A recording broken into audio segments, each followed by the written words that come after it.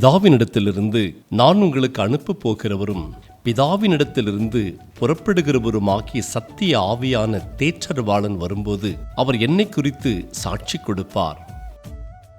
இயேசு யார் என்பதை முழுமையாகவும் துல்லியமாகவும் நீங்கள் அறிந்து கொள்ளும்படி சில நேரங்களில் உங்களை நீங்களே அனுமதிப்பதில்லை. இயேசு தம்மை சத்தியம் என்று, அதாவது உண்மை என்று கூறினார். அவரில்தான் எல்லா சத்தியமும் அடங்கியுள்ளது.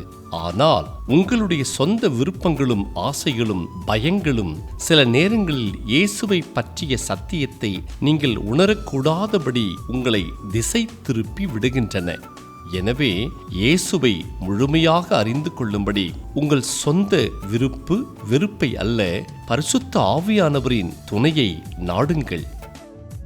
அன்பின் ஆண்டவரே, உம்முடைய பரிசுத்த குமாரனாகிய இயேசு கிறிஸ்துவை கிருபையாக எனக்கு வெளிப்படுத்தினபடியினால் உமக்கு நன்றி செலுத்துகிறேன். ஆம் ஆண்டவரே, இன்னமும் சில வேளைகளில் சத்தியமாயிருக்கிற இயேசு கிறிஸ்துவை அவர் இருக்கிறபடியே நான் பார்க்காமல் என் சூழ்நிலைக்கு ஏற்ப அவரை மாற்றி பார்ப்பதை எனக்கு மன்னியும். உம்முடைய பரிசுத்த ஆவியானவர் கிறிஸ்து இயேசுவை பற்றி எனக்கு போதிப்பதை நான் புரிந்து கொள்ளும்படி என் ஆவி, ஆத்துமா, சரீரம் முழுவதையும் நீர் ஆளுகை செய்யும். இயேசு கிறிஸ்துவின் மூலம் ஜெபிக்கிறோம் பிதாவே, ஆமென்.